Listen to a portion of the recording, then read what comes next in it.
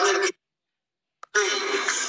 জবাবদিহিত ছিল না বলে বাংলাদেশের প্রত্যেকটি প্রতিষ্ঠানকে ধ্বংস করে দেওয়া হয়েছে। কোন যোগ্য লোককে প্রতিষ্ঠানগুলো চালানোর সুযোগ, পরিচালনা করার সুযোগ দেওয়া হয়নি।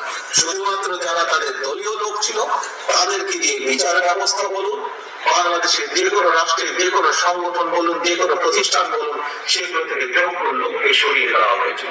এবং সে কারণে বাংলাদেশের প্রত্যেকটি প্রতিষ্ঠান, রাষ্ট্রের প্রত্যেকটি প্রতিষ্ঠান ধ্বংস হয়ে গিয়েছে। সহকর্মীবৃন্দ, সেই শিক্ষায় বলুন, বিচার ব্যবস্থায় বলুন, নির্বাচনের ব্যবস্থায় বলুন, প্রত্যেকটি ব্যবস্থাকে আবার পুনর্গঠন করতে হবে।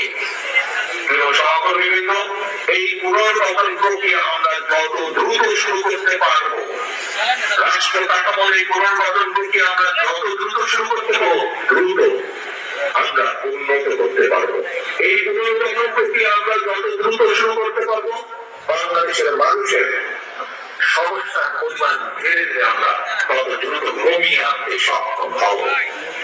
সহকর্মীবৃন্দ, আজকে আপনারা যারা এই সম্মেলন উপলক্ষে এখানে উপস্থিত হয়েছেন, আপনাদের পরিচয় কি? রাজনৈতিক পরিচয়?